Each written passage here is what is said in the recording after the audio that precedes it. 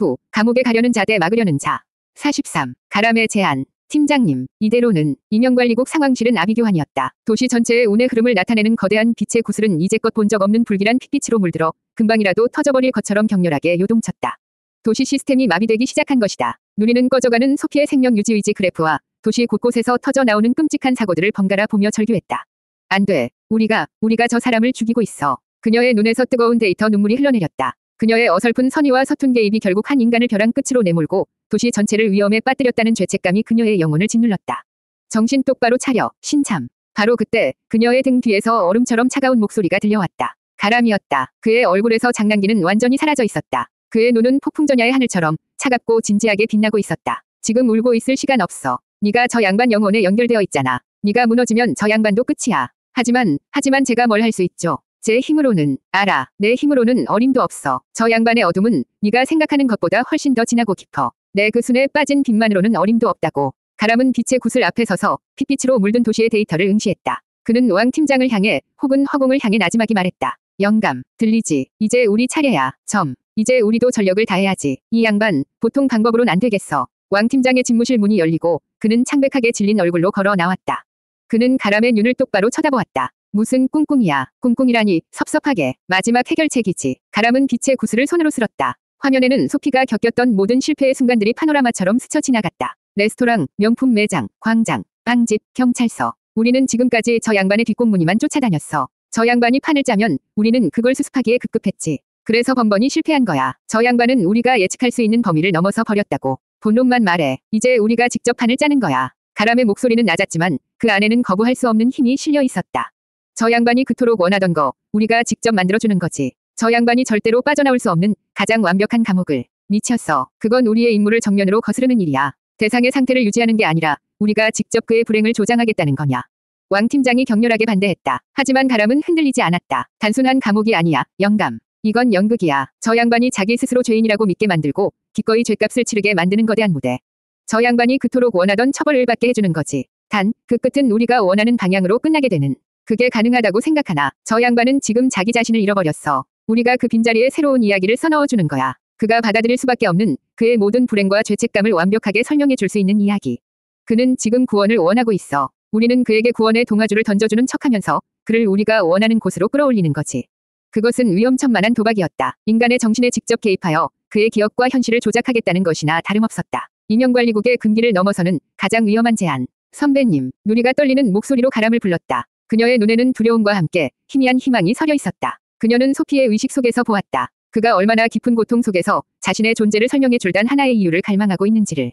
팀장님, 저 가람 선배님 말씀에 동의합니다. 이대로는 소피 씨는 정말로 소멸해버릴 거예요. 저희가 그의 마지막 희망이 되어야만 해요. 왕 팀장은 두 요원을 번갈아 쳐다보았다. 신참의 간절함과 베테랑의 관계 어린 확신. 그리고 빛의 구슬 너머로 시시각각 무너져 내리고 있는 도시의 모습. 그는 더 이상 선택의 여지가 없었다. 좋다. 한참 만에 그가 입을 열었다. 실패하면 우리 모두의 존재를 걸어야 할 거다. 그래도 좋겠나. 가람은 비릿하게 웃었다. 원래 도박은 모든 걸 걸어야 재밌는 법이지. 44. 나는 내가 아니다. 어둠. 끝없는 어둠이었다. 나는 차갑고 고요한 심연 속으로 천천히, 아주 천천히 가라앉고 있었다. 아무런 감각도, 아무런 생각도 없었다. 그저 편안했다. 이 지긋지긋한 싸움도, 나를 짓누르던 모든 이름들도, 이제는 모두 끝이었다. 누구야, 날 부르는 게. 바로 그때, 저 멀리서 희미한 빛 하나가 보였다. 그리고 그 빛과 함께 아주 따뜻하고 부드러운 목소리가 나를 불렀다. 소피 씨, 정신 차리세요. 아직 끝이 아니에요. 제발, 그냥 내버려둬. 이젠 쉬고 싶어. 나는 빛을 외면했다. 나는 이 어둠을 원했다. 이 영원한 안식을. 나는 더 깊은 어둠 속으로, 더 깊은 망각 속으로 몸을 던졌다. 그런데 그 순간 전혀 다른 힘이 나를 덮쳤다. 그것은 따뜻하고 부드러운 빛이 아니었다. 거칠고 난폭하며 모든 것을 집어삼킬 듯한 거대한 폭풍이었다. 어딜 도망가려고, 소피 양반. 폭풍은 내 영혼을 붙잡고 강제로 수면 위로 끌어올렸다. 내 눈앞에 수많은 영상들이 파노라마처럼 스쳐 지나갔다. 고급 레스토랑의 화려한 샹들리에, 명품 매장의 차가운 쇼윈도, 광장의 수많은 불빛, 빵집의 따뜻한 온기, 경찰서의 하얀 형광 등. 나의 모든 실패, 모든 좌절, 모든 비참함의 순간들이었다. 그리고 목소리들이 들려왔다. 이 친구 배짱이 마음에 드는군. 갑부의 목소리, 용감한 시민이시군요. 경찰관의 목소리, 신이 보낸 분이 틀림없어. 빵집 주인의 목소리, 선생님의 그 절규에 담긴 철학은 무엇입니까? 변호사의 목소리, 선생님은 영웅 스트레스 증후군입니다. 또 다른 경찰관의 목소리, 우리는 소피 씨를 도우려고 했습니다. 누리의 목소리. 재밌잖아. 이 양반. 보통 내기가 아니라고. 가람의 목소리. 수많은 목소리들이, 수많은 이름들이 내 머릿속에서 뒤엉켜 거대한 소용돌이를 만들었다. 나는 누구지? 나는 누구인가? 소피. 광장의 예술가. 용감한 시민. 얼굴 없는 천사. 아니면 그냥 미친놈인가? 나는 내가 아니다. 나는 비명을 질렀다. 하지만 아무런 소리도 나오지 않았다. 나의 존재가, 나의 정체성이 수만 개의 조각으로 부서져 흩어지는 것이 느껴졌다. 나는 더 이상 내가 누구인지 알 수 없었다. 나는 그저 세상이 멋대로 부르는 이름들의 집합체일 뿐이었다. 나는 숨이 막히는 듯한 감각과 함께 번쩍 눈을 떴다. 깨어나셨어요. 괜찮으세요? 내 눈앞에 보인 것은 낯선 천장이었다. 하얗고 깨끗한, 코끝에는 희미한 소독약 냄새가 끼쳐왔다. 고개를 돌리자 하얀 옷을 입은 여자가 걱정스러운 표정으로 나를 내려다보고 있었다. 간호사였다. 나는 병원 침대 위에 누워 있었다. 나는 천천히 손을 들어 내 얼굴을 만져보았다. 거친 수염, 깊게 팬 주름. 분명 내 얼굴이었다. 하지만 내 것이 아닌 것처럼 너무나도 낯설게 느껴졌다. 나는 창문에 비친 내 모습을 보았다. 창백하고 텅 빈 눈동자를 가진 한 남자가 나를 무표정하게 바라보고 있었다. 저 남자는 누구인가? 나는 입을 열어 무언가 말하려 했다. 하지만 내 목에서 나온 것은 의미를 알 수 없는 거칠고 낯선 소리뿐이었다. 여긴 어디요? 나는 누구? 내 목소리가 내 것이 아닌 것처럼 귓가에 울렸다. 나는 텅 빈 눈으로 창문에 비친 낯선 남자를 바라보았다. 그 남자의 눈에서 뜨거운 눈물 한 줄기가 흘러내리고 있었다. 나는 내가 아니었다. 나는 마침내 이 세상에서 완벽하게 사라져버렸다. 3부. 감옥에 가려는 자 대 막으려는 자. 45. 텅 빈 공원 벤치 위의 왕. 나는 공원 벤치에 앉아 있었다. 가을의 마지막 햇살이 힘없이 내 어깨 위로 쏟아져 내렸다. 병원에서 나온 지 며칠이 지났는지 시간 감각이 없었다. 경찰서에서 쓰러진 나를 그들은 병원으로 데려갔다. 며칠 동안 영양제를 맞고 몇 번이 상담을 받은 후 나는 다시 거리로 돌아왔다. 내 손에는 아무것도 들려있지 않았다. 나는 내가 누구인지 잊어버렸다. 나는 누구인가? 내 주변은 텅 비어 있었다. 하지만 나는 혼자가 아니었다. 공원을 오가는 모든 사람들이 나를 알고 있었다. 그들은 일정한 거리를 둔 채 마치 신성한 유물이라도 보듯 나를 훔쳐보았다. 엄마, 저 아저씨, 쉿, 조용히 해. 한 아이가 나를 손가락으로 가리키자 엄마는 아이의 입을 막으며 황급히 자리를 피했다.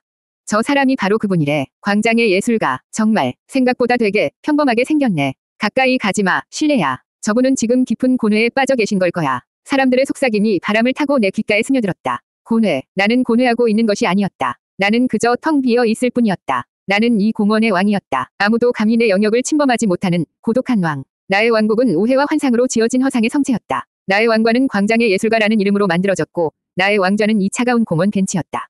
왕이라. 웃기는군. 굶주리고 헐벗은 왕이라니. 내 주머니 속에는 여전히 감독이 건넨 돈 봉투가 들어있었다. 그 돈이라면 당장 따뜻한 역관방을 구하고 며칠은 굶지 않을 수 있을 터였다.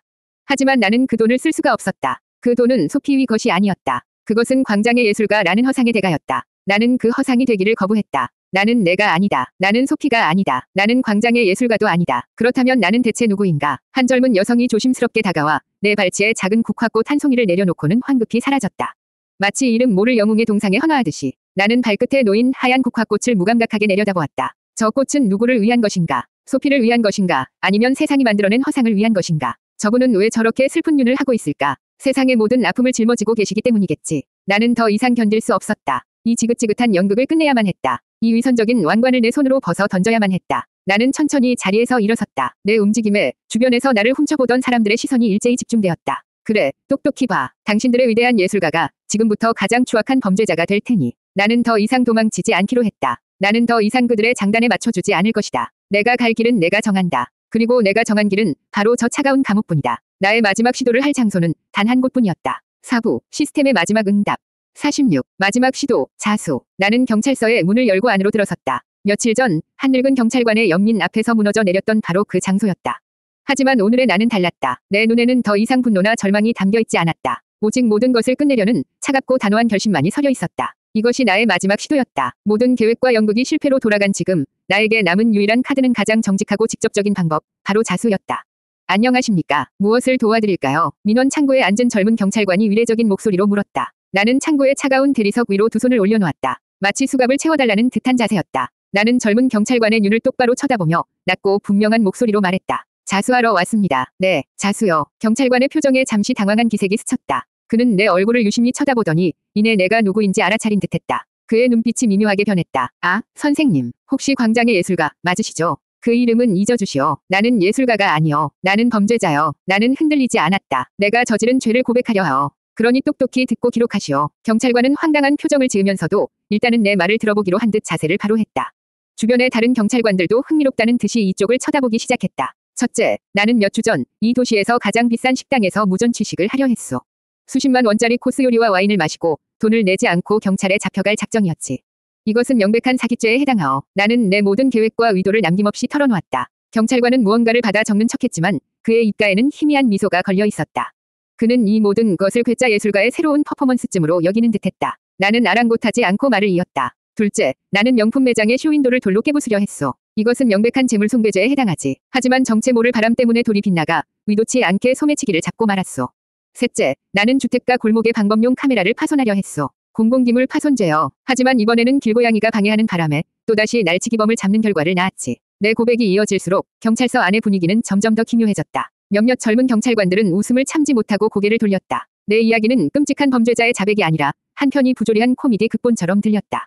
내 목소리는 점점 더 격앙되었다. 넷째, 나는 빵집에서 빵을 훔치려 했소. 하지만 빵집 주인은 나를 신이 보낸 사자라고 착각하며 오히려 팔다 남은 빵을 전부 안겨주었지.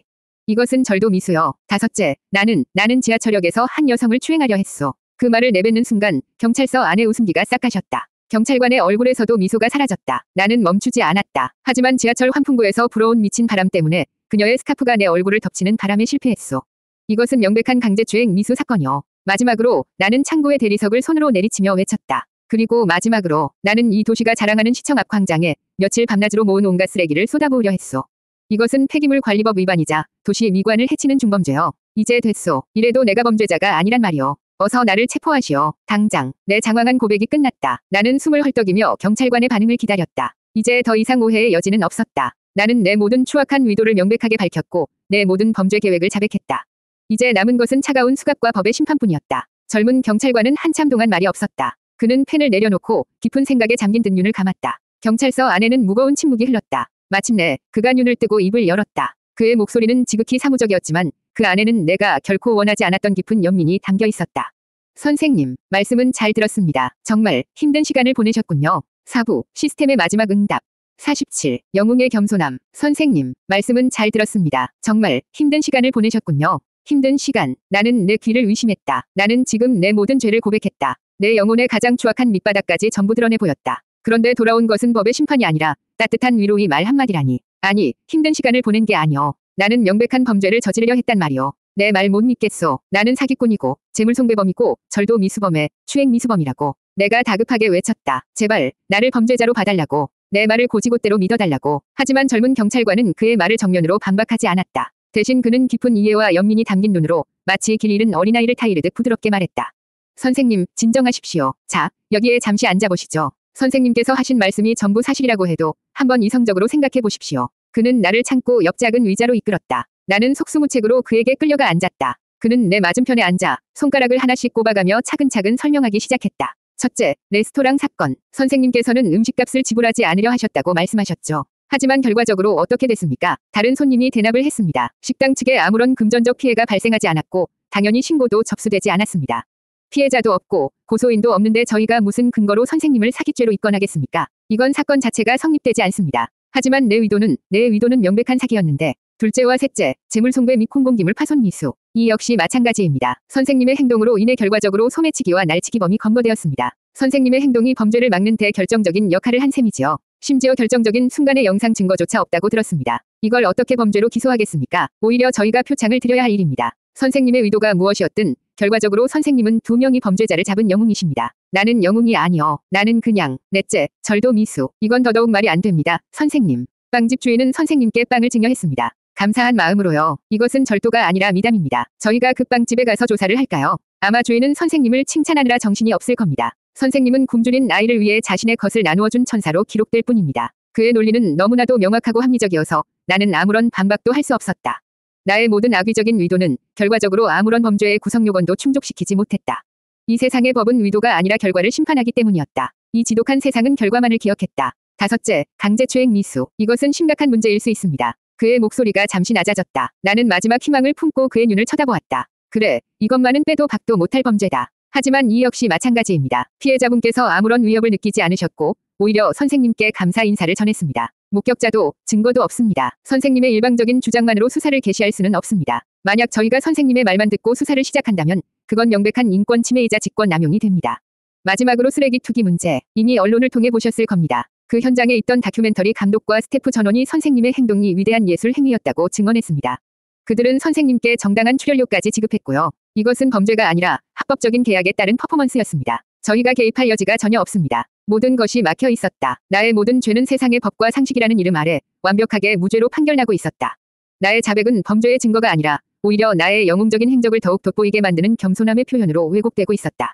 아무도, 나는 나 자신도 모르게 중얼거렸다. 아무도 내 말을 믿지 않아. 내 혼잣말을 들었는지 주변에서 구경하던 다른 경찰관들이 고개를 끄덕이며 수군거렸다. 대단한 분이시네. 저런 큰일들을 해놓고도 자신은 그저 죄인이라고 낮추시다니. 진정한 영웅은 저렇게 겸손한 법이지. 자신을 드러내려 하지 않으셔. 나는 이 거대한 오해의 벽 앞에서 완전히 무너져 내렸다. 나는 더 이상 아무것도 증명할 수 없었다. 내가 무슨 말을 하든 세상은 내 말을 믿어주지 않을 터였다. 나는 내 입으로 내가 범죄자라고 외쳤지만 세상은 내 입을 막고 대신 내 등 뒤에 영웅이라는 거대한 날개를 달아주고 있었다.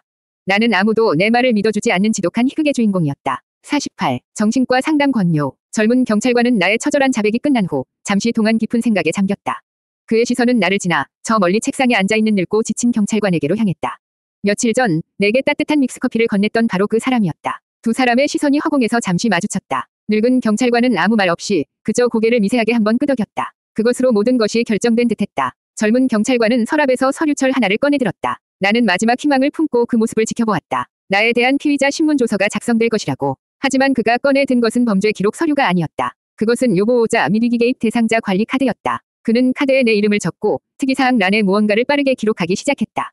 모든 기록을 마친 그는 자리에서 일어나 내 곁으로 다가왔다. 그리고는 지극히 조심스럽고 전문적인 태도로 하지만 나에게는 사형 선고나 다름없는 말을 건넸다.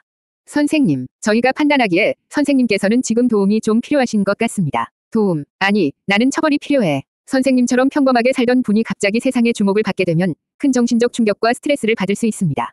자신이 이룬 영웅적인 행동들을 스스로 부정하고 싶어지기도 하고 과도한 죄책감이나 부담감에 시달리기도 하죠. 그는 마치 교과서를 읽는 것처럼 유창하게 말을 이었다. 저희는 이것을 일종의 영웅 스트레스 증후군이라고 부릅니다. 영웅, 스트레스 증후군. 나는 생전 처음 들어보는 그 병명이 내 이마에 찍히는 것을 똑똑히 보았다.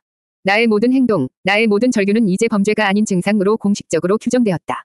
나는 더 이상 내 의지를 가진 주체가 아니었다. 나는 치료와 관리가 필요한 환자가 되었다. 선생님의 자백은 사실은 도움이 필요하다는 절박한 신호로 보입니다. 선생님은 죄인이 아닙니다. 단지 조금 아프신 겁니다. 아니야, 내가 아픈 게 아니야. 나는 힘없이 중얼거렸다. 하지만 경찰관은 내 말을 듣지 않았다. 그는 자신의 지갑에서 작은 영암 한 장을 꺼내 내 손에 억지로 쥐어주었다.